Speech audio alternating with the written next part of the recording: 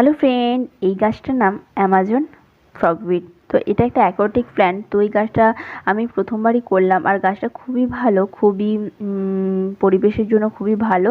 তো এটা আপনারা অবশ্যই ছাদে চাইলে করতে পারেন। ডিটেলস ভিডিও আমি পরে একবার বানাবো। তো আর এইদিকে দেখুন, এই মৌসুমি লেবুর গাছটা আমি 1 বছর আগে বসিয়েছিলাম। এই বছর একটা মাত্র ফল হয়েছে। ফলটা খুবই মিষ্টি, খুবই একটা ভালো গাছ আমি পেয়েছি। আর এইদিকে আমার এই যে গন্ধরাজ লেবুর গাছটাতে আগেও যখন গন্ধরাজ লেবু তুলেছিলাম অবশ্যই শেয়ার করেছিলাম। এটা একটা লাস্ট বড় ছিল, ওটাই তুলে নিলাম। আরও দুটো বৃষ্টি হওয়ার পরে আবার দুটো লেবু ধরেছে। তো গাছটাকে একটু যত্ন করতে হবে, গাছটার অবস্থা খুব একটা ভালো নয়। তো লাল হয়ে গেছে গাছের পাতাগুলো। এইদিকে যে পেয়ারার গাছে যখন ফুল এবং ফল ধরেছিল অবশ্যই শেয়ার করেছিলাম। তো 13-14টার মতন ফল হয়েছিল, বাট এই কয়েকটাই ফল দাঁড়িয়েছে। এই রকম কিছুদিন আগে জলের প্রবলেমের জন্য প্রায় সমস্ত ফলগুলো ঝরে গেছে বৃষ্টি না হওয়ার কারণে।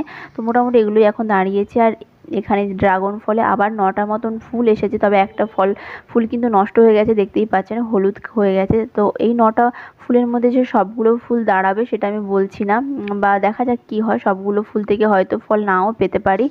আর বেশ বর্ষার সময় কিন্তু যখন এই বর্ষাটা থেমে যায় তারপরে কিন্তু আকাশটাকে খুবই সুন্দর লাগে। এই যে মেঘগুলো তো এত ভালো লাগে, পরিবেশটাকে সত্যি। মন খারাপ থাকলে কিন্তু এরকম ছাদে আসলে কিন্তু মনটা সত্যিই ভালো হয়ে যাচ্ছে। তবে আসি।